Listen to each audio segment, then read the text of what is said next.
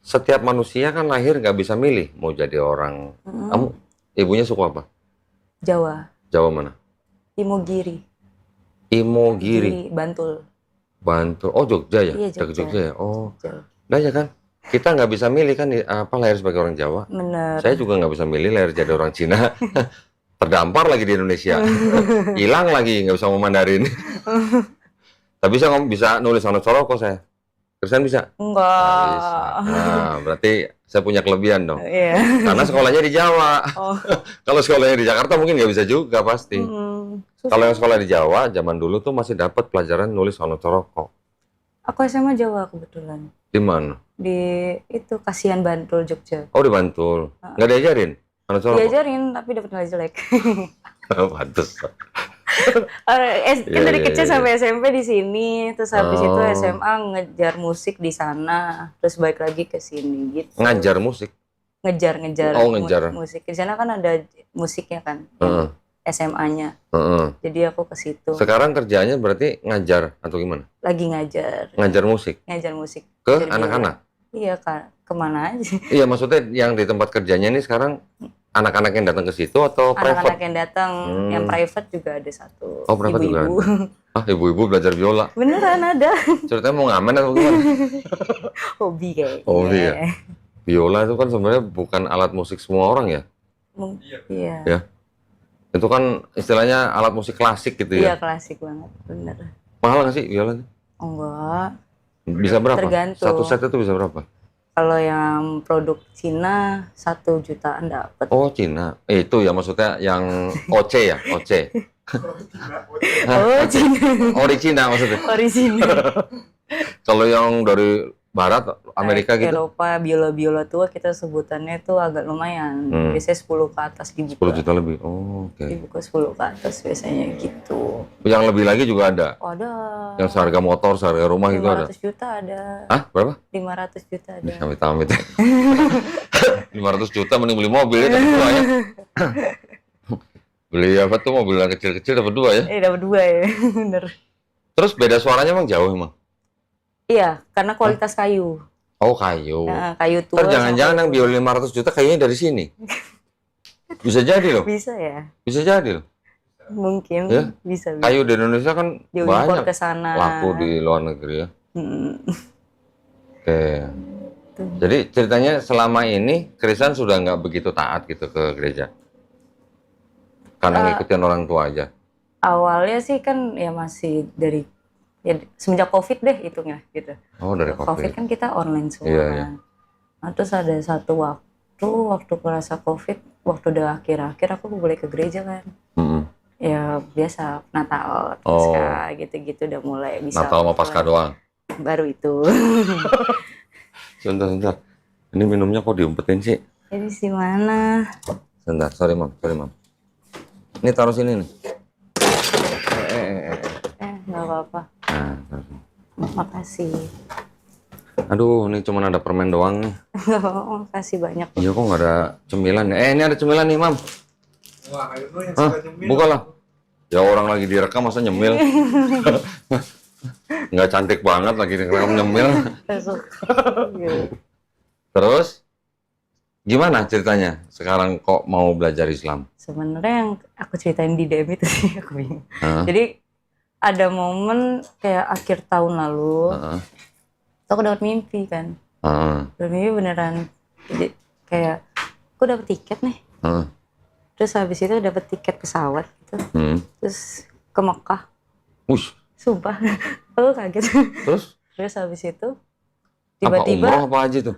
anak nggak tahu. Pokoknya dikasih tiket, aku ambil. Terus habis itu tiba-tiba udah nyampe tuh di masjid yang ada apa namanya Ka'bah. payung-payungnya itu. Oh, payung-payung Madinah, Masjid Nabawi. Udah sampai situ. Panik kan, terus kebangun. Kok panik? Panik lah. Panik mau ditangkap apa maksudnya? Karena kayak ya aku kan seorang Katolik nih, gitu kayak aku ke tanah suci ya belum gitu loh, kayak kasarannya gitu kan. Terus kayak kok tiba-tiba ke masjid ini gitu kan. Ini salah server apa gimana? Salah server. kayak biar mengurangi panik kan. Kayak bingung aku. Ini Enggak, jangan-jangan yang ngasih tiket salah orang kali. Terus kayak aku nanya kan ke teman-temannya dia kan, terus kayak temanmu ada nggak sih pernah mimpi kayak gitu kan? Terus kayak nggak ada. Terus kayak aku mau nanya kan, maksudnya kayak aku mau nanya dari agama Islamnya juga, mau nanya dari agama sisi Kristennya juga, maksudnya biar adil gitu. Terus aku nggak dapet link ke sana, kasarannya gitu kayak misalnya mau nanya, minta tolong ke temen, tolong dong nanya ini gue nggak tahu nih harus gimana gitu kan, kayak nggak ada yang bisa bantu gitu loh. Kalau nanya saya, kalau saya sih bukan ahli tafsir mimpi ya. Tapi kalau namanya mimpi ya memang bisa berarti hanya bunga tidur lah. Ya banyak yang bilang itu bunga tidur. Bener. Pikiran yang terpendam juga bisa keluarnya lewat mimpi, bisa juga. Tetapi kalau dalam Islam juga memahami mimpi juga bisa menjadi jalan hidayah, bisa. Tetapi juga harus hati-hati nih, hati-hati. Maksudnya gini, jangan nanti dikit-dikit bilang, oh mimpi saya melihat Nabi Muhammad SAW misalnya. Nah, itu harus benar-benar dipastikan gitu. Karena umat Islam kan tidak ada yang tahu mukanya Nabi seperti apa. Jelasnya gitu. Iya, jelas ya. Fotonya nggak ada, gambarnya nggak ada, lukisannya nggak ada. Kenapa nggak boleh dilukis, nggak boleh digambar? Karena takut nanti kita menyembah Nabi Muhammad SAW. Takutnya terjadi seperti umat sebelumnya gitu. Yang menyembah manusia yang dilukis gitu. Ya paham ya maksud saya ya. Jadi memang Nabi sendiri juga memang melarang melukis, menggambar dirinya supaya umat nanti setelah dia nggak ada, takutnya menyembah beliau gitu. Ya. Di dalam Islam kita paham begini. Apa istilahnya, jin atau iblis itu bisa menyerupai siapapun dalam mimpi. Iya. Oke. Tetapi dia tidak akan mampu menyerupai Nabi Muhammad SAW. Nah, jadi kalau orang yang benar-benar mimpi melihat Nabi Muhammad SAW, kalau menurut saya orang yang benar-benar mimpi seperti itu, kehidupannya pasti akan jauh lebih berubah, akan jauh berubah maksudnya. Jauh berubahnya pasti akan jauh lebih soleh gitu. Iya. Dan belum tentu dia ceritain kalau dia benar-benar mimpi ketemu Nabi Muhammad SAW. Ya, kalau dia mimpi yang lihat yang lain, oke, itu bisa karena bayangan dia atau pikiran dia. Tapi kalau istilahnya jin yang menyerupai seseorang juga bisa. Nah, jadi saya nggak berani jawab nih mimpinya Krisan ini artinya apa. Terus nanti saya harus bilang, oh berarti kamu harus masuk Islam. Ntar dulu. Ya, kita jangan terburu-buru atau jangan sembrono lah kalau masalah mimpi ya. Karena kan mimpi nggak ada ilmunya di sekolah ya. Nggak ada kan? Nggak ada. Itu kan boleh dikatakan apa ya? Ilmu psikologi aja kan paling banter gimana sih kalau bilang orang mimpi? Kan paling bilang hanya pikiran yang terpendam. Iya, terus. Oke, tapi ya walau alam lah ya. Apa tapi dari mimpi, walau alam itu artinya hanya Allah yang tahu. Oh, oke. Ya, dari mimpi itu, terus gimana kok Krisan bisa mengarah belajar Islam tuh gimana? Karena gara-gara di mimpi itu ada Masjid Nabawi gitu. Pertama itu, jadi dari situ kan aku mulai cari tahu tentang agama aku dulu dong. Kayak mungkin sorry saya potong. Pernah nggak dengar deja vu? Pernah. Tahu kan? Tahu deja vu. Siapa tahu nanti deja vu. Nah, kata temen-temennya juga kan kalau mimpi ke sana tuh kan nggak bisa menyerupai katanya. Ya. Aku juga nggak tahu kan maksudnya yang pokoknya di dalam Al-Qur'annya katanya kalau misalnya kamu mimpi ke sana tuh juga nggak mungkin semata-mata kamu dari setan gitu, katanya juga nggak mungkin. Iya, iya. Soalnya itu kan suci kan menurut gitu.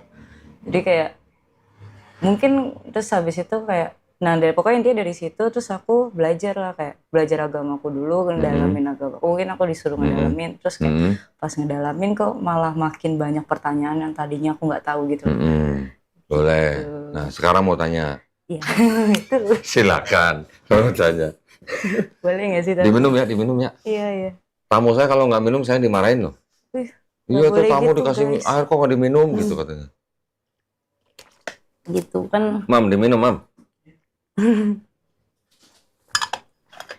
Apa yang mau ditanya coba? Titik puncaknya itu sih. Ya. Tanyain ya. Setelah belajar kembali agamanya, baca Bible-nya nggak? Nggak baca Bible, siapa aku baca buku. Oh, baca buku. Baca buku terus kayak. Tapi sebelum mempelajari ulang agamanya, Krisan kan sudah paham di agama Krisan itu ada konsep ketuhanannya. Bener. Ada konsep keselamatannya, ya kan? Udah paham bener? Gak tau lagi. Coba. Loh, kok gak tau lagi? Kan pasti paham Tritunggal dong. Atau Trinitas? Trinitasnya itu malah jadi pertanyaan aku. Apa yang mau ditanya coba? Kayak, anggap aja gue pastor. waduh. Nanti akhir-akhir gue bilang imani saja gue gitu. Banyak lagi. Coba kira-kira apa? Aku kayak konsep trinitasnya gitu kan, kayak Allah, Bapa dan Roh Kudus ya kan. Terus aku lihat kayak waktu itu lihat podcastnya Koko juga yang kayak sebenarnya kan kita nggak bisa apa sih waktu itu kata-katanya, nggak ada yang bisa menggambarkan trinitas itu kan aku terus habis itu ke perjanjian baru kan itu kan ada di saat perjanjian baru kan. Ke perjanjian lama nggak ada. Terus kayak apa maksudnya trinitas ada di perjanjian baru? Iya. Ayatnya? Konsep trinitas ya di perjanjian baru. Terus aku baca bukunya itu bilang kayak perjanjian baru aja itu kan setelah Yesus nggak ada kan. Terus habis itu dibuat oleh Paulus gitu. Itu udah mulai mempertanyakan dulu. Soalnya kayak lah kenapa dan itu yang nulis sendiri pun bukan Paulus sendiri kan. Jadi kayak orang setelah 100 tahun baru nulis yang aku baca. Gitu. Ya ada yang bilang karena kan itu kan dianggapnya di abad kedua. Tapi ada juga ahli perjanjian baru yang mengatakan bahwa surat-surat Paulus itu ditulisnya mulai dari tahun 48 Masehi. Ya, sampai kira-kira tahun 65 sampai tahun 67 Masehi. Berarti kalau anggap aja Yesus nggak ada tahun 30 Masehi, 48 berarti kan kurang lebih 18 tahun setelah nggak ada Yesus baru Paulus mulai menulis surat gitu. Iya. Ya. Gitu. Nah, Paulus sendiri di luar daripada Bible, tradisi Kristen kan mengatakan Paulus dipenggal oleh Kaisar Nero. Iya. Ya kan, tahun 65 Masehi lah kurang lebih lah, atau sampai tahun 67 Masehi lah. Sebelum bait suci yang kedua dihancurkan. Bait sucinya orang Yahudi nih. Yahudi. Orang Yahudi kan punya bait suci nih. Kalau orang Islam kayak Ka'bahnya orang Islam lah gitulah. Oh iya. Dari mulai abad mulai abad ke-6 sebelum Masehi sampai tahun 70 Masehi baru dihancurin sama Romawi. Pada saat itulah orang-orang Yahudi hidup di bawah. Kan Yunani itu dari mulai abad ke-4 sampai abad pertama sebelum Masehi. Habis itu digantikan oleh Romawi. Nah, berarti bangsa Yahudi termasuk Yesus di bawah penguasaan bangsa Romawi. Setelah dianggap Yesus nggak ada, barulah Paulus menulis. Paulus kan nulis ada berapa? 13 surat ya? 13. 13. Ada satu lagi yang dianggap sebagai surat Paulus yaitu Ibrani, itu tidak diketahui siapa yang nulis. Tapi orang-orang Kristen yang akademis sendiri udah ngomong itu bukan tulisan Paulus. Nah, itu saat Ibrani. Sisanya surat-surat Paulus itu ada 13. Dari 13 yang benar-benar dianggap ditulis Paulus cuma 7 ternyata. Nah, yang 6 itu ditulis oleh orang-orang yang mengikuti pemikiran Paulus. Orang-orang yang mengikuti Paulus istilahnya itu disebut Paulin gitu. Oke. Ya. Jelas ya, gitu ya. Ini menurut akademisi loh ya, bukan menurut saya loh. Bukan saya ngarang loh. Ada buku-bukunya yang mengatakan begitu ada. Terus yang mau ditanya lagi? Kayak apa ya? Ajaran Paulusnya atau gimana? Iya sih kayak kenapa tulisan Paulus dimasukkan dalam perjanjian baru gitu. Gitu sih lebih ke situ soalnya. Karena awalnya kan Paulus kan juga pembangkang kan gitu ceritanya. Bukan pembangkang. Awalnya sebelum dia mengaku bertobat, dia adalah orang yang warga negara Romawi nih.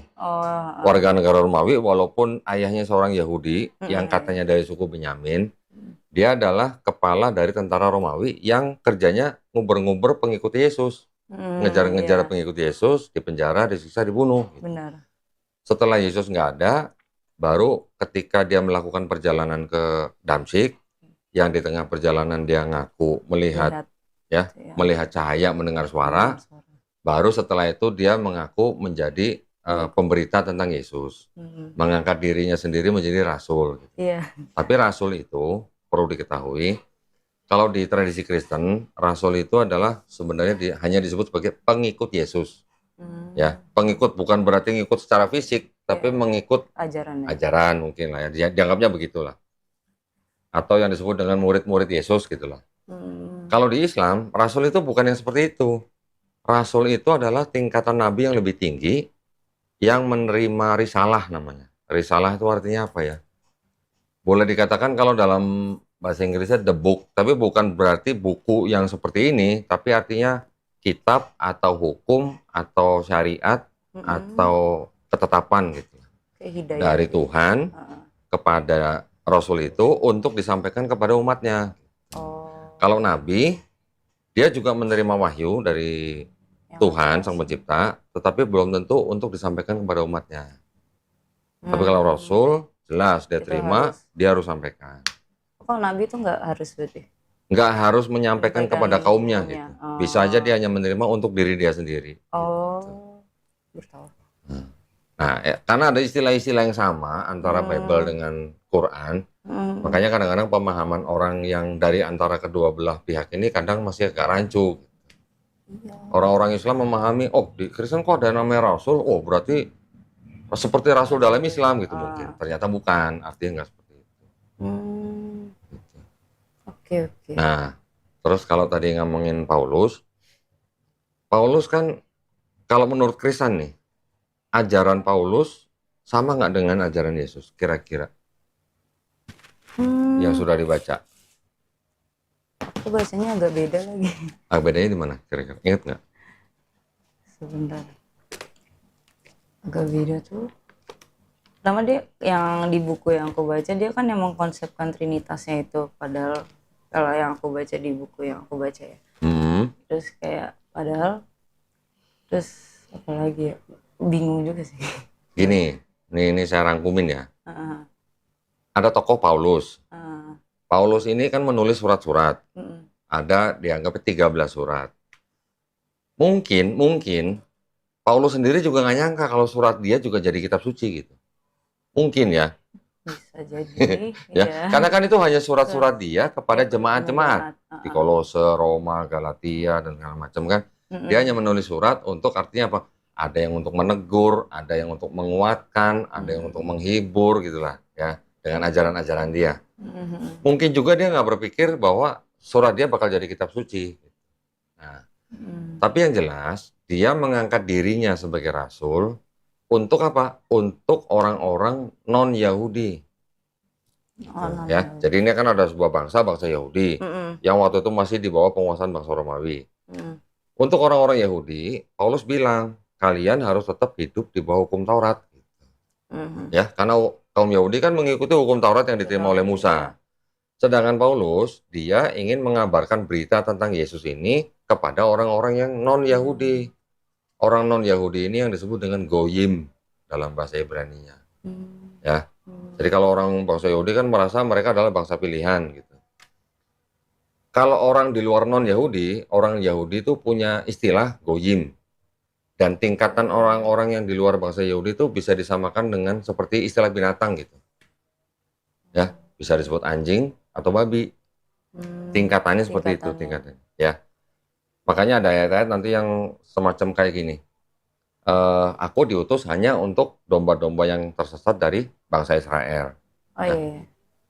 Pernah dengar kan? Pernah dengar. Nah, nanti aku tidak memberikan makanan ini selain kepada anak-anak, maksudnya bangsa Israel, bukan kepada dan tidak melemparkannya kepada anjing. Gitu. Anjing itu maksudnya bangsa di luar Yahudi. Istilahnya gitu. Ya mungkin kedengarannya kasar gitu. Tapi sebenarnya itu adalah istilah zaman dulu. Istilah zaman dulunya ya. gitu. Yang diajarkan si Paulus ini kepada orang-orang yang non-Yahudi ini ternyata gini. Jadi kalau orang-orang Yahudi harus tetap hidup di bawah hukum Taurat, untuk orang-orang Goyim ya itu tidak harus hidup di bawah hukum Taurat. Jadi tidak harus mengikuti hukum Taurat. Yahudi. Kalau di hukum Taurat nggak boleh makan babi kan? Iya. Sunat segala macam kan? Iya. Ada bersujud, wudhu dan segala macam. Pokoknya tradisi yang kalau diperhatikan itu mirip dengan Islam. Ya. Tetapi yang Paulus ajarkan kepada orang-orang Goyim ini, karena Yesus sudah mati di atas kayu salib, itu untuk menebus dosa kalian gitu. Termasuk dosa Kristen. Bilangnya kan begitu. Karena Yesus sudah mati di atas kayu salib, maka kalian tidak perlu hidup di bawah hukum Taurat. Itu perbedaannya. Nah, ya. Yesus nyuruh orang-orang Israel atau Yahudi bilang apa? Ikutilah ajaran orang-orang Farisi. Orang-orang Farisi itu dianggap telah menduduki kursi Musa gitu. Artinya menduduki kursi Musa itu sudah memegang wewenang untuk mengajarkan Taurat yang diturunkan kepada Nabi Musa. Oke, jadi Yesus bilang kepada orang-orang bangsa Yahudi, kamu harus mengikuti ajaran orang Farisi. Yaitu apa? Yaitu hukum Taurat. Gitu. Tapi kamu tidak perlu mengikuti perbuatan mereka gitu. Karena mereka orang yang mengajarkan tapi tidak melakukan. Jadi orang-orang Farisi di mata Yesus di Bible itu disebut sebagai orang-orang munafik gitu loh. Nah, ya. Sedangkan Paulus mengajarkan pada Goyim ini tidak perlu hidup di bawah hukum Taurat karena dosa kamu sudah ditebus oleh Yesus di atas kayu salib. Kenapa ada dosa yang harus ditebus? Karena ada dosa waris katanya. Iya, dosa. Pernah dengar dong? Iya. Dosa yang diperbuat oleh Adam dan Hawa yang menjalar kepada setiap manusia. Jadi setiap bayi yang lahir menurut Paulus sudah bawa dosa waris. Nah, itu yang berbeda antara ajaran Paulus dan Yesus. Jadi Paulus bilang, jadi kamu nggak perlu sunat. Iya. Ya, nggak perlu sunat seperti orang Yahudi itu. Bahkan dibilang kalau kamu sunat, matinya Yesus di atas kayu salib itu nggak ada gunanya buat kamu. Sampai ada perkataan begitu. Ada di bukunya. Ya ada di sini semua ada. Tetapi ini menurut saya nih ya. Memang di surat-surat Paulus kan Paulus menyebut Allah itu Bapa. Allah ini dalam istilah bahasa Indonesia ya. Iya. Kalau dalam bahasa Yunani-nya Theos. Kalau menyebut Yesus istilahnya Kurios. Di terjemahan ke bahasa Indonesia jadi Tuhan. Oh, yang debat itu. Oke. Nah, iya. Sekarang Kristen tahu nggak bedanya Tuhan sama Allah dalam bahasa Indonesia apa? Tuhan dan Allah. Tuhan, Allah, bedanya apa? Tahu nggak? Nggak tahu. Karena memang sebenarnya enggak, kalau orang Kristen memandang itu sama. Bedanya hanya yang satu di sorga, satu di bumi gitu. Iya, deh. Ya. Tapi kalau dalam bahasa Indonesia itu beda. Tuhan di dalam kamus besar bahasa Indonesia itu artinya sesembahan, yang disembah. Konotasinya kepada yang Maha Pencipta. Tapi kalau Allah yang tertulis di Bible ini, menurut KBBI itu adalah nama Tuhan dalam bahasa Arab. Nah loh. Jadi kalau saya nanya Imam, nama Tuhan lu siapa? Siapa? Nama Tuhan lu siapa? Tuh, dia jawabnya gampang. Allah. Allah dan Allah itu sama, hanya pengucapannya sendiri. Kalau di Islam gampang ditanya nama Tuhan lu siapa? Allah. Tapi kalau di Kristen, di Bible, ada sebutan Allah untuk Bapa, ada sebutan Tuhan untuk Yesus. Tuhan yang Yesus ini juga disembah. Gitu. Nah itu. Nah, berarti selama ini kan Kristen menyembah Yesus sebagai Tuhan kan? Iya. Menyembah Bapa juga kan? Iya, Bapa juga. Nah, kalau tanya ke pastor atau Romo, Allah Bapa dan Tuhan Yesus itu ya satu hakikat gitu. Iya, banyak. Benar kan? Benar. Roh Kudus juga satu hakikat. Jadi bukan tiga Tuhan, tapi satu Tuhan. Tapi konsepnya bingung. Bingung. Kenapa bingung? Karena nggak masuk logika manusia. Karena konsep itu sebenarnya adalah konsep yang sudah ribuan tahun sebelum ada Yesus pun sudah ada. Diteruskan oleh Kristen sampai ke zaman sekarang. Sampai bapak-bapak gereja awal sendiri mengatakan bahwa tidak ada yang bisa menjelaskan Trinitas secara gamblang. Karena itu adalah misteri. Gitu. Jadi makanya itu bingung aku. Tuhannya Kristen berarti Tuhan misteri dong berarti. 3 loh pada. AC-nya kok nggak di ini sebentar. Siapa nyetel 27 nih?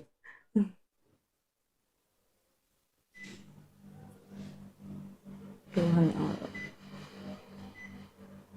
Tapi emang susah ya konsep itu buat diterima ya. Iya. Karena aku sendiri kayak masih bingung gitu. Karena aku sempat nanya ke suster juga. Suster jawab gimana? Allah tuh ya di dalam kejadian itu ya menciptakan langit dan bumi gitu. Kejadian 1 sampai 3. Iya. Terus habis itu kalau Bapak ya apa Putra sih? Putra. Putra itu. Putra apa nih? Putra. Putra itu jadi Yesus sendiri. Jadi yang digambarkan. Nah, Roh Kudus itu katanya jadi kayak dia nganggapnya tuh kayak baca dulu. Aku boleh buka nggak sih? Imam mau kopi nggak? Benar. Bikin kopi deh. Woi. Mana ya? Aku nyatet. Kenapa nih? Oh, Roh Kudus manusia biar Roh Kudus bukan manusia. Maksudnya Roh Kudus itu biar manusia bisa merasakan kehadiran Allah Bapa gitu loh. Dijelasinnya tuh gitu. Tapi kayak, hah? Kayak malah bukannya menenangkan deh, malah mempertanyakan lagi aku gitu. Nah, udah pernah tanya ke Romo belum? Belum lagi. Dapetnya ke suster aja itu jawaban terus suster jawabnya gimana? Jawabnya gitu. Jawaban susternya. Jawaban suster gimana? Pokoknya kalau Allah Bapa menciptakan segalanya gitu kan. Lalu dia mengutus Yesus gitu, dan dia menyebutkan juga kalau Yesus itu 100% manusia dan 100% Allah di situ. Terus Roh Kudusnya yaitu biar manusia itu bisa merasakan kehadiran Allahnya. Kayak gitu. Karena Kristen memahami atau percaya bahwa Yesus itu ya Bapa itu ya Yesus, tetapi beda pribadi ya. Kan Bapa bukan Yesus, Yesus bukan Roh Kudus bukan Bapa, tapi ketiganya adalah Tuhan. Itu konsep Trinitas. Berarti aku boleh nanya nggak sih? Terus kan waktu Yesus disalib kan dia bilang kan Allah kenapa Eli lama sabatani ya. Terus kayak jadi mikir ke situ dong. Kalau dalam konsep Kristen, mereka mengatakan bahwa yang berteriak itu adalah sisi kemanusiaannya. Gitu. Bisa gitu? Tanya dong pendetanya, aku tanya saya. Kan jadi, pas dia jelasin, jadi aku mikir ke situ kan lah. Yesus kan disalib, terus habis itu ditulis di dalam Alkitab juga kan, kayak Eli sabatani gitu. Berarti Allah kenapa kau meninggalkan aku gitu. Nah, terus kayak, jadi ini kayak malah jadi rancu gak sih? Allahnya kemana gitu ya? Iya, jadi kayak ini Allah yang dimaksud kenapa gitu kan. Terus kayak kalau misalnya seandainya benar Tuhan Yesus adalah seorang Tuhan, kenapa dia menyebutkan itu? Maksudnya yang logikanya gitu kan. Ya, jadi itu memang banyak teori lah ya. Banyak teorinya begini. Di dalam Kristen, mereka kan membangun teologinya mereka tuh kan ratusan tahun setelah Yesus nggak ada. Iya lagi. Ya. Yang merumuskan ini adalah gereja. Gitu. Yang merumuskan teologinya Kristen ya gereja, bapak-bapak gereja gitu. Pertama sekali mereka merumuskan sifatnya Yesus ini sama nggak sih dengan Bapa gitu. Artinya punya hakikat yang sama nggak sih dengan Bapa gitu. Jadi orang kita bilang ini Yesus ini Tuhan apa bukan sih? Gitu. Ya. Itu baru dirumuskan di abad keempat tahun 325 di Konsili Nisea. Ya, Yesusnya tahun 30 Masehi, ini 325, berarti udah 300 tahun baru dikukuhkan bahwa Yesus itu punya hakikat yang sama dengan Bapa. Berarti Yesus juga Tuhan yang di bumi gitu. Iya. Dari 325 ke 381, berapa tahun tuh? Kira-kira hampir 60 tahun lah ya. Hampir 60 tahun dikukuhkan lagi, Roh Kudus juga Tuhan. Itu siapa yang menjadi? Gereja. Oh, gereja yang itu namanya konsili gitu. Konsili itu kalau di bahasa kita tuh muktamar lah. Ya, bikin muktamar rapat besar gitu lah. Rapat besar ya. 381, Roh Kudus juga baru dijadikan Tuhan atau dianggap sebagai Tuhan gitu. Kenapa ujuk-ujuk ada Roh Kudus? Tiba-tiba. Ceritanya agak panjang sebenarnya itu. Kalau tadinya Yesus dan Bapa aja, itu kan berarti belum ada Trinitas. Iya, belum ada Trinitas kan. Baru Duinitas dong, kan baru dua kan. Nah, Roh Kudusnya baru muncul di akhir abad keempat. Kalau ini menurut orang-orang akademisi juga ya. Kenapa ada pribadi ketiga gitu? Karena di daerah sekitar situ, Palestina, Mesir, naik ke atas atau ke sana dikit Persia, naik ke sedikit Babilonia, Sumeria, terus ke sana dikit bawahnya India, ke atas dikit Eropa, dan daerah sekitar situlah Mediterranean. Memang orang-orang situ zaman dulu sebelum Yesus pun sudah menyembah dewa-dewa yang 3 tapi 1 tapi 3.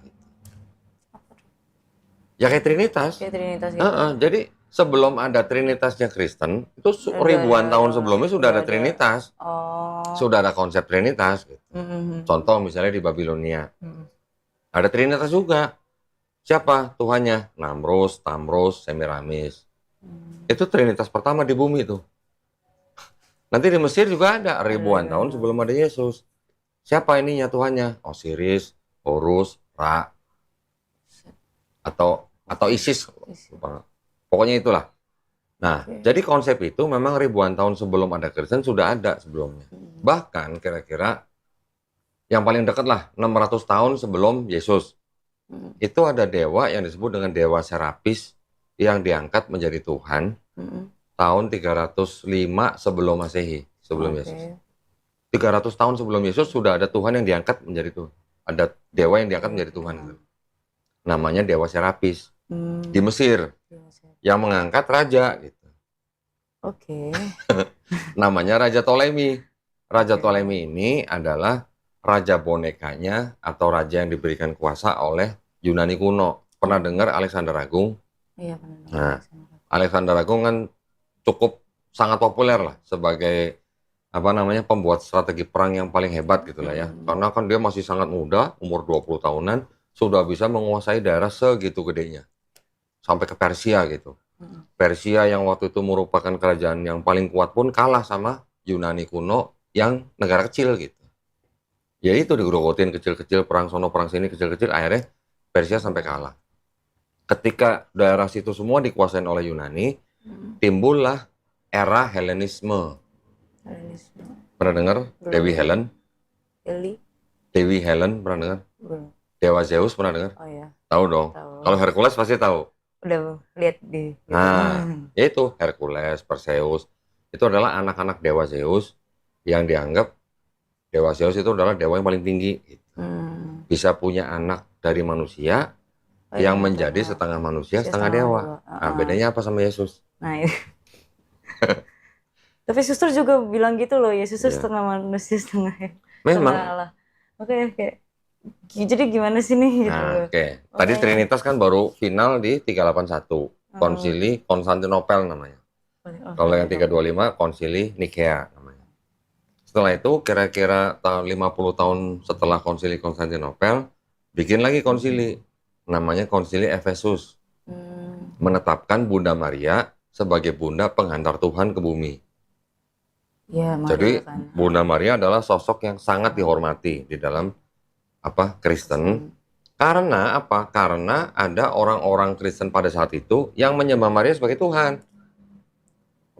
Gitu. Jadi orang zaman dulu, bahkan pada zaman Yesus sekalipun, itu memang mudah sekali menuhankan orang sebagai dewa gitu. Udah kamu jadi Tuhan, ya. Nunjukin gitu. Dewa lah, dewa.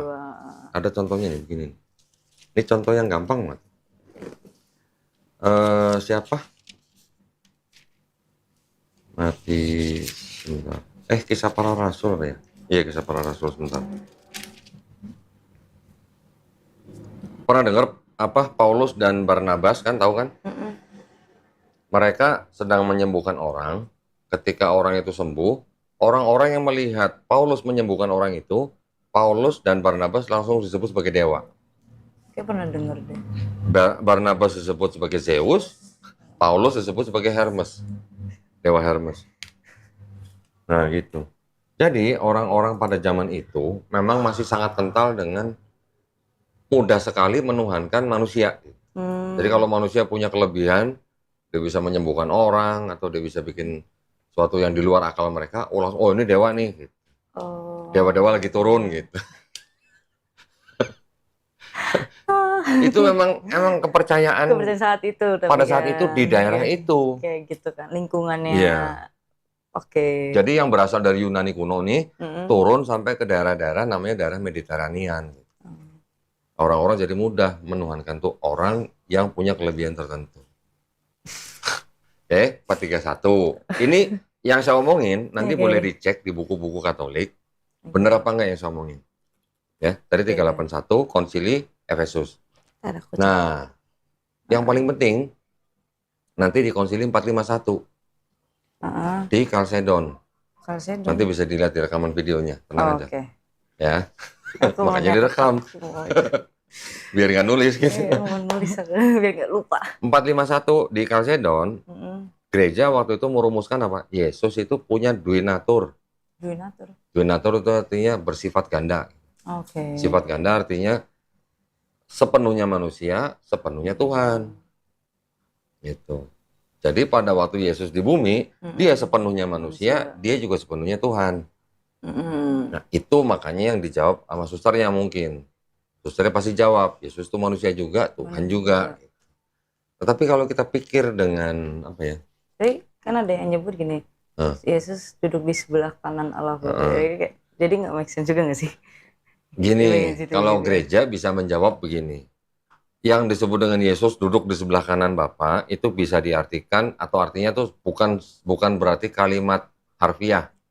Bukan kalimat sebenarnya, tapi kalimat kiasan gitu. Bisa diartikan Yesus duduk di sebelah kanan Bapa itu artinya Yesus sudah menerima kuasa yang penuh dari Bapa. Berarti Bapaknya beda. Bisa begitu. Tapi tetap gereja akan bilang bahwa itu tetap satu entitas, satu Tuhan. Bukan dua Tuhan duduk berjejeran gitu, bukan. Orang gereja bilang begitu. Orang awam seperti kita bilang Yesus duduk di sebelah kanan Bapa. Nah, terus yang sebelah kiri siapa? Ya, ini pertanyaan logika simpel lah ya. Jadi artinya memang sebenarnya ada 3 sosok Tuhan, tetapi oleh gereja dianggap bahwa ini bukan 3 Tuhannya, tapi 3 pribadinya. 3 pribadinya, tapi satu Tuhan. Satu jiwa gitu.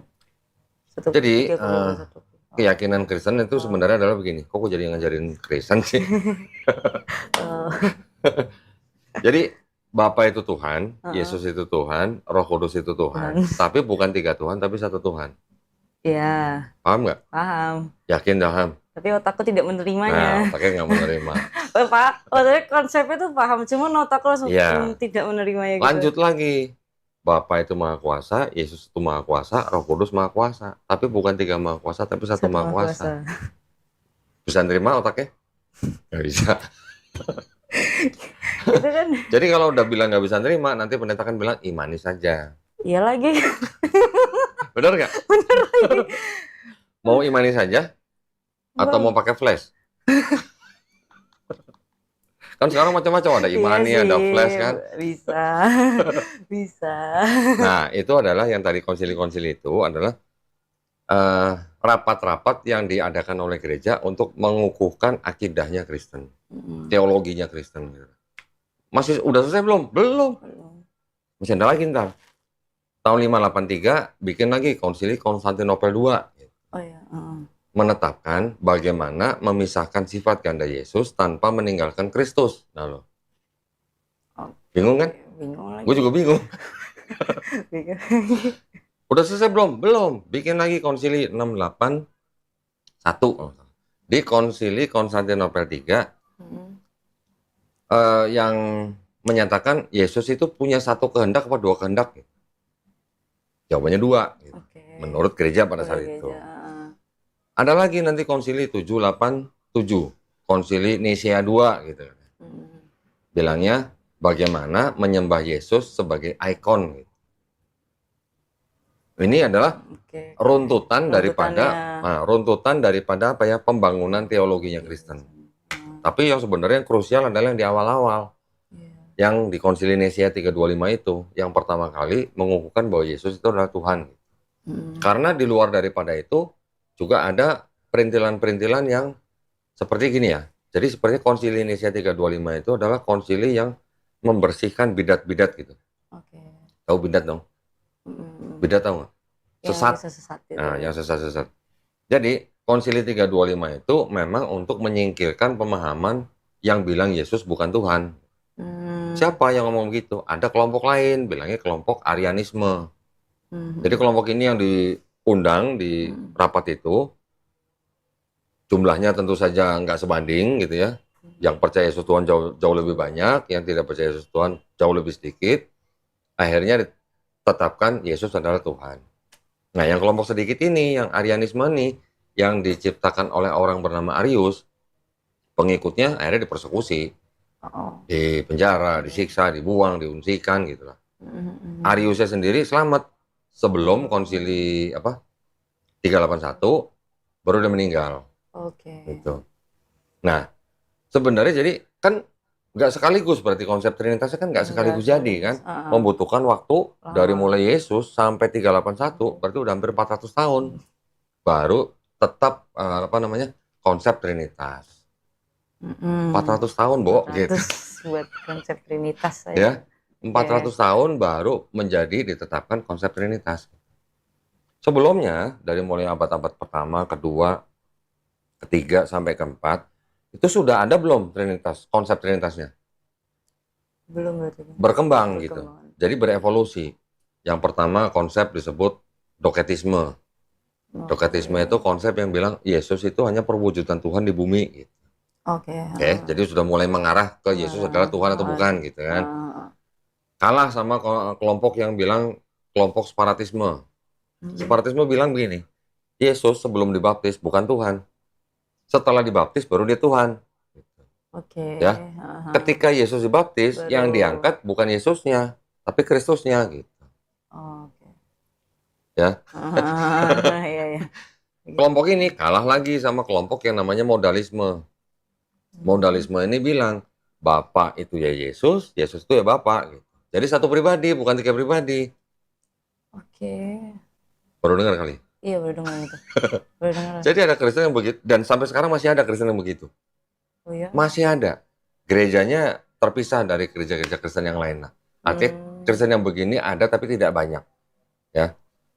Modalisme ini bertahan cukup lama. Baru sampai akhirnya kalah sama kelompok yang dibilang Trinitarianisme. Trinitarianisme ini yang percaya Tritunggal atau Trinitas itu. Istilah Trinitas sendiri itu sudah timbul di abad kedua sebenarnya. Oleh seorang pemuka agama namanya Tertullianus. Dia malah dari Mesir. Dia bilang Bapa, Yesus, Roh Kudus itu adalah tiga pribadi yang berbeda, tetapi ketiganya tidak setara gitu. Ya, jadi Yesus tidak lebih tinggi dari Bapa. Gitu. Ketika di Konsili Nicea yang 325 itu dikoreksi. Yesus setara sama Bapa gitu. Jadi tiga-tiga ini setara. Gitu. Jadi ada konsep teologi yang berkembang gitu loh. Bisa berubah. Tergantung daripada Bapak Gereja siapa yang ngomong gitu. Sampai akhirnya ditetapkan dalam sebuah rapat besar. Yang difiksin yang itu. Yang ditetapkan itu yang menjadi akidah gereja. Gitu. Untuk dilaksanakan sebagaimana mestinya gitulah. Ya. Itu sejarahnya teologinya Trinitas. Tetapi kalau mau dibalik, sebenarnya ada nggak sih ajaran Trinitas dalam Bible? Kalau kata Trinitasnya nggak ada, ya kata Trinitas. Tapi ada nggak ajaran Trinitas dalam Bible? Nah, ini beda gereja, beda pendapat. Karena beda Bible juga beda ayat. Ada yang beda ayat nih. Saya kasih lihat nih ya. Jago bahasa Inggris nggak? Jago ya pasti ya? Enggak. Hah? Masa? Enggak jago lagi. Harusnya jago dong. Bisa dikit. Masa main musik nggak bisa bahasa Inggris? Nih. 1 Yohanes 5 ayat 7. Coba dicek bahasa Inggrisnya gimana bunyinya.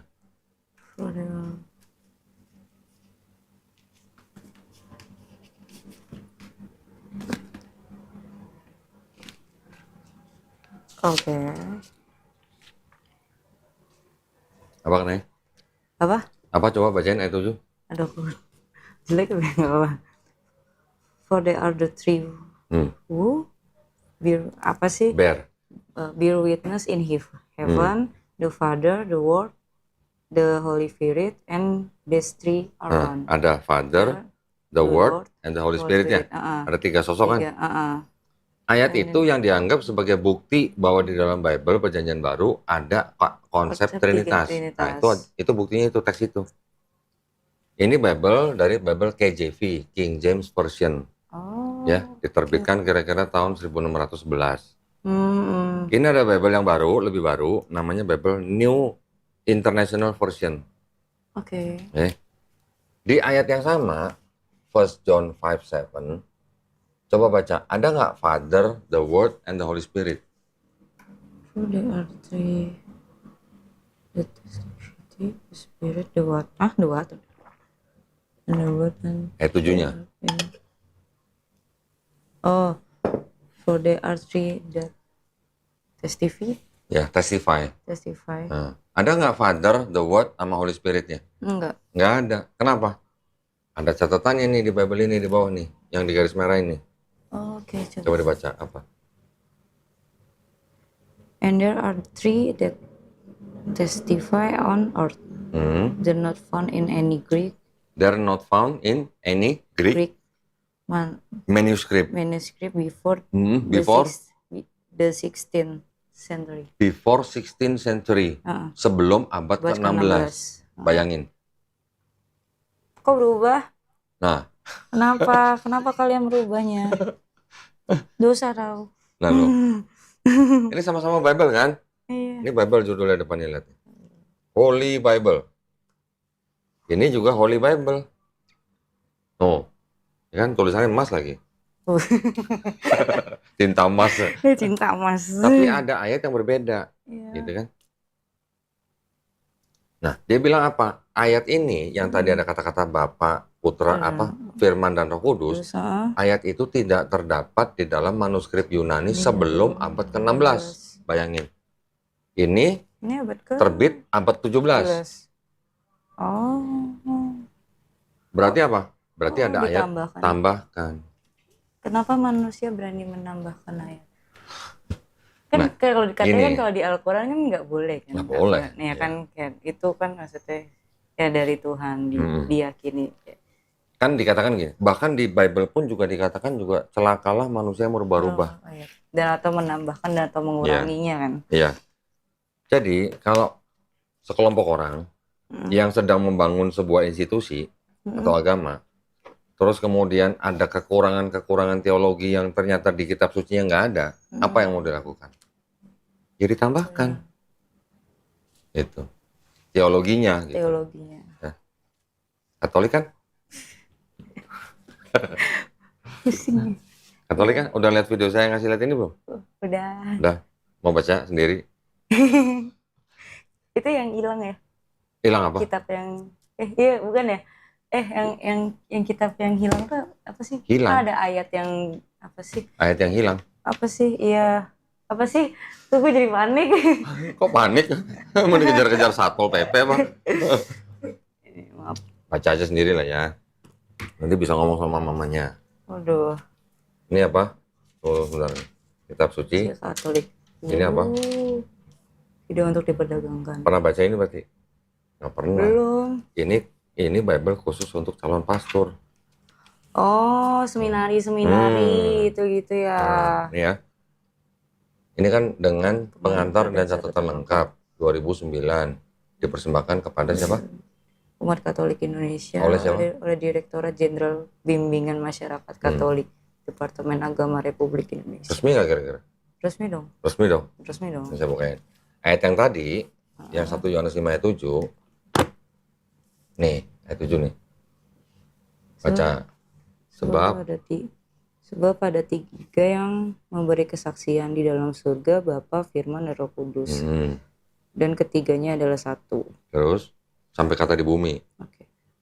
Dan ada 3 yang memberi kesaksian di bumi. Nah, ada keterangannya di bawah nih. Ayat 7 sampai 8 dari mulai kata di dalam surga sampai di bumi. Keterangannya apa? Bagian ayat ini tidak terdapat dalam naskah-naskah Yunani yang paling tua dan tidak pula dalam terjemahan-terjemahan kuno, bahkan tidak dalam naskah-naskah paling baik dari Vulgata. Vulgata itu apa ya? Vulgata itu Bible dalam bahasa Latin. Oh, oke. Baca lagi. Terus? Bagian ini kiranya asli sebuah catatan di pinggir halaman, salah satu naskah terjemahan Latin yang kemudian disisipkan ke dalam naskah-naskah oleh penyalin dan akhirnya bahkan disisipkan ke dalam beberapa naskah Yunani. Karenanya bagian ini pasti tidak asli. Apa? Pasti? Tidak asli. Tidak asli itu apa? Palsu. Nah, itu yang ngomong kan bukan saya. Jahat nih. Kok jahat? Nih baca, perhatiin. Ayat ini kiranya aslinya itu berarti kan sebelumnya. Sebenarnya adalah sebuah apa? Catatan di pinggir halaman. Terus yang kemudian apa? Disisipkan. Ini ayat. Ini ada catatan disisipkan ke dalam ayat. Jadi catatan menjadi ayat, naik pangkat gitu. Bisa gitu. Aku bisa gitu. Keren juga. Keren dong. Umat-umat ini. Nah, berarti kan keren dong, ayat bisa naik pangkat jadi ayat, catatan bisa naik pangkat jadi ayat. Catatan itu adalah kan bisa juga pemikiran daripada si penyalin atau pemikiran daripada gereja atau yang bacanya juga bisa. Yang gereja yang mempunyai paham Trinitas. Jadi pemikiran agama itu disisipkan ke dalam ayat sehingga menjadi ayat kitab suci. Individu. Hah?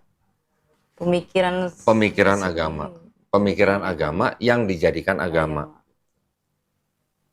Jadi Trinitas itu sebenarnya boleh dikatakan atau disebut sebagai pemikiran agama. Oke. Yang dijadikan agama. Gitu. Padahal Yesus sendiri tidak menyuruh. Yesus sendiri tidak pernah mengajarkan Trinitas. Gitu. Sekarang kalau memang benar, ini kalau kata susternya atau kata romonya, apa namanya, bahwa Bapa, Yesus, dan Roh Kudus itu bukan 3 Tuhan tapi 1 Tuhan gitu, ya, 1 hakikat gitu. 1 hakikat. Pernah baca dong Yesus waktu dibaptis? Iya. Ya, Yesusnya di mana? Di sungai kan? Di sungai. Ada turun apa? Burung merpati. Roh Kudus kan? Dalam bentuk burung merpati. Terus ada suara dari atasnya, inilah anakku yang kukasihi kan? Iya benar. Ada suara di langit, ada burung merpati Roh Kudus, ada Yesus di sungai. Gimana bilang itu 1 gitu loh? Kalau itu 3-3-nya muncul bersamaan gitu. Nah itu. Nah itu. Mikir ke situ. Hah? Aku juga mikir. Nah, sebenarnya dengan logika yang simple, kan nggak masuk akal kalau dibilang 1 kan nggak masuk akal, orang 3-3-nya muncul bareng gitu loh. Di satu waktu. Kecuali kalau cuman yang bisa dilihat orang hanya Yesus, dibilang bahwa Yesus itu penjelmaan Bapa di bumi, orang tidak bisa melihat Bapa, tidak bisa melihat Roh Kudus, mungkin masih bisa menerima dengan memaksa sedikit lah ya, dengan logika sekarang. Tapi kalau muncul bersamaan, gimana bilang 1?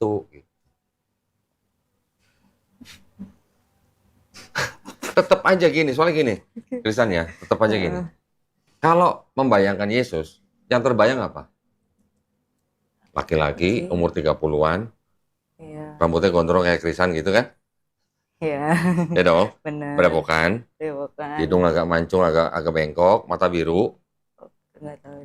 Oke. Pernah nonton filmnya dong? Pernah. Bayangan orang-orang Kristen terhadap Yesus kan seperti itu. Jadinya kayak gitu. Ketika membayangkan Bapak, seperti apa? Enggak. Apakah sama seperti Yesus? Enggak. Tidak kan? Seperti apa kira-kira? Cahaya. Cahaya. Terus, ada lagi yang lain? Udah sih itu doang. Itu aja? Ada yang mencoba melukis ya, sosok daripada Bapak ini menjadi seperti apa? Menjadi seorang kakek yang sangat tua, jenggotnya sangat panjang. Digambarkan seperti itu gitu loh. Jadi di dalam pikiran manusia, apa yang disebut Bapak ya seperti itu. Karena dianggapnya namanya Bapak kan pasti lebih tua. Ya secara logika benar sih. Iya kan, Yesusnya masih muda nih, umur 30-an nih, tegap, ganteng katanya kan. Bapaknya lebih tua. Nah, terus Roh Kudus gimana? Bayanginnya apa? Paling dari ayat-ayat itu tadi yang menggambarkan turun sebagai burung merpati, orang Kristen menggambarkan Roh Kudus seperti burung merpati. Iya dong? Iya. Paling banter begitu. Paling banter. Apakah kira-kira Tuhan bisa dibayangkan?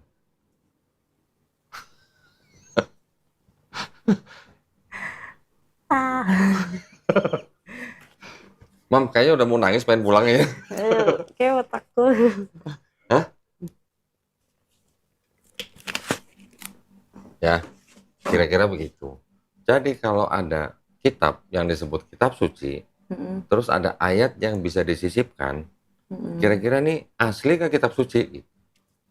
Asli lah. Aslinya? Disisipkan ya? Enggak ada dong. yang disisipkan? Enggak dong, enggak boleh. Harusnya sih enggak boleh ya menurutku. Ya. Kok bisa sih banyak bukunya? Saya nyari sengaja cari banyak bukunya, kenapa? Karena saya ingin membuktikan ada perubahan apa nih di sini nih. Tapi kan kok udah baca ya? Baca semua?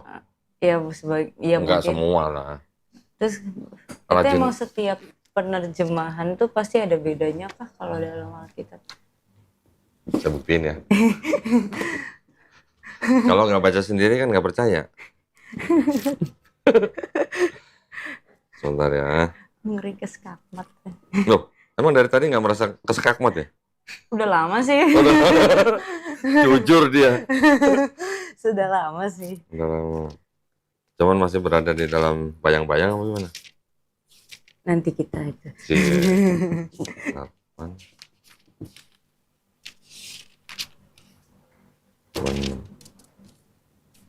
Luar aja.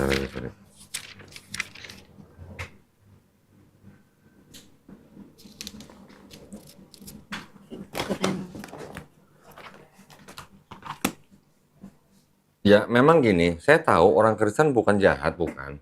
Orang Kristen banyak yang baik, sangat banyak yang baik. Keluarga besar saya juga masih Kristen. Cuma mereka nggak tahu yang gini-ginian gitu loh. Ya kan? Oke, Ya mereka kan taunya hanya ke gereja, Ke nyanyi-nyanyi gereja. gitu kan. doa, Doa, udah, mendoakan orang, membantu orang, menyebar kasih, terima kasih, gitu kan. udah that's it. Menyebar sembako gitu. 8, 26, 22 tahun.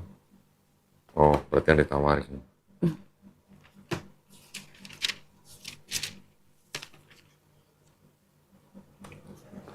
Ini berapa? Ini kuning tuh, baca.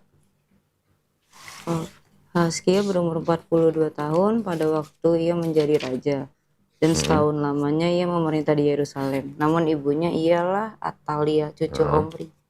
Ini kita apa? 2 Tawari, 2 Tawari 21. 20. Sorry, 22 ayat 2 ya. Ayat 2. Ini juga nih, 2 Tawari, 22, 22 kan? Ayat 2 kan? Coba baca. Bandingin aja kanan kiri. Yang dekat jangan jauh-jauh. Nah, gitu. Baca sendiri gitu. Selama setahun ia memerintah dia. Perlu kaca pembesar nggak? Nama ibunya ialah Atalia. Bentar. Bentar.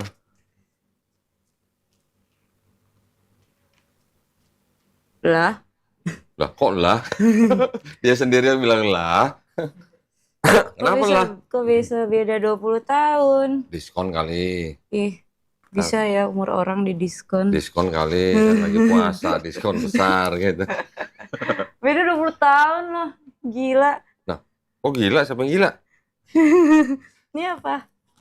Loh, ini sama yang nerbitin. Nih. Siapa yang nerbitin nih? Lembaga? Alkitab Indonesia. Ini siapa? Lembaga? Alkitab Indonesia. Ini tahun 74, ini tahun 2003. 2023. Mungkin kita berpikir positif, mungkin dia salah ngetik. Situ yang ngomong ya, bukan saya. Tapi gila 20 tahun loh. Selisihnya. Ini 140, 120. Berarti diskon 50% dong itu? Oh, iya. Lagi diskon gede dong berarti. Iya lagi. Coba dibaca dong, dibaca. Yang mana? Yang tadi, yang dikuningin tadi. Tadi ayat apa? Ini. Ini yang tuh, yang ini dulu, yang dibaca yang TB1 nih. 22. Selebihnya sih sama. Iya. Tapi kenapa bisa begitu gitu kan? Iya. Kenapa guys? Nah, baca ini dulu terus ini. Gitu. Tadinya 42 jadi berapa? 22. Iya 22. Jadi lebih mudah dong. Iya lagi. Bisa Mungkin, gitu mungkin ya? minum obat-obat muda kali. Wede. Parah. Beda kenal ya. Baca dong gitu. Yang ini ya. Hizkia berumur 42 tahun pada waktu itu. Terus? Ia menjadi raja dan setahun lamanya ia memerintah di Yerusalem. Ibunya siapa? Nama ibunya ialah Atalia, cucu Omri. Yang satu lagi, Hizkia berumur 22 tahun. Pada waktu menjadi raja. Ibunya sama nggak Atalia? Jangan-jangan ibunya beda. Sama nih, sama. Nama Sama ibunya Atalia, cucu Omri sama. Cucu Omri juga sama. Cucu Omri juga sama. Berarti orangnya sama dong, Asia dong. Hizkianya sama. Karena kan judulnya sama, 2 Tawarikh, 22 ayat 2 kan. Benar. 2 Tawari 22 itu. Ini kenapa Hizkianya beda umur ya? Ini jawabannya dari sini nih.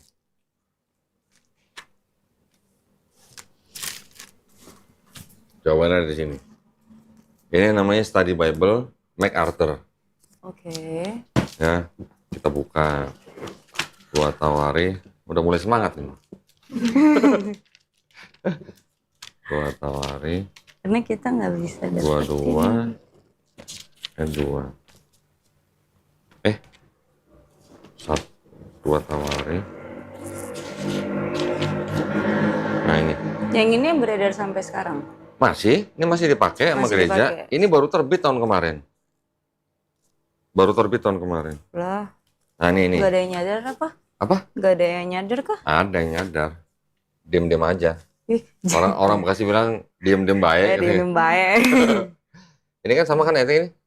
Ya, Second Chronicle, 22nd, verse 2 kan. Asia apa? Asia was 42 years old when he became king. And he reigned 1 year in Jerusalem. Oke. Ini ada keterangan di bawah nih. Oke. Yang kotak bawah nih. Apa katanya? 42. This is a copy Kopis. error. Nah, kesalahan penyalin. Penyalin.